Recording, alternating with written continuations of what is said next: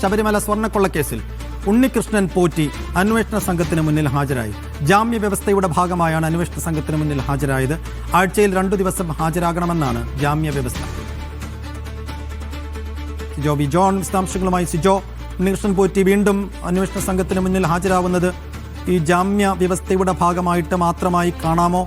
എങ്ങനെയാണിപ്പോൾ ഈ അന്വേഷണത്തിന്റെ പുരോഗതി?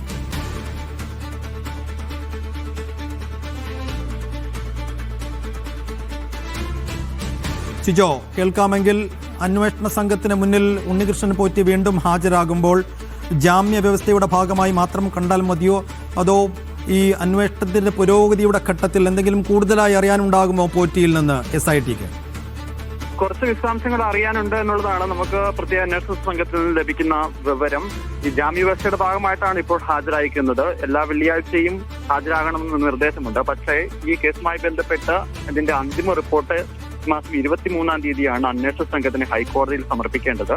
അതോടൊപ്പം തന്നെ 2025 ഈ ശബരിമലയിൽ നിന്ന് പാളികൾ കൊണ്ടുപോയതുമായി ബന്ധപ്പെട്ട് പ്രശാന്തനെ ഉൾപ്പെടെ പ്രതിയേർക്കാനുള്ള തീരുമാനത്തിലേക്ക് പോയിരുന്നു. അതിലും ഉണ്ണികൃഷ്ണൻ പോറ്റി പ്രതിയാകും. അതിൽ FIR ഇതുവരെ ഇട്ടിട്ടില്ല എന്നേ ഉള്ളൂ.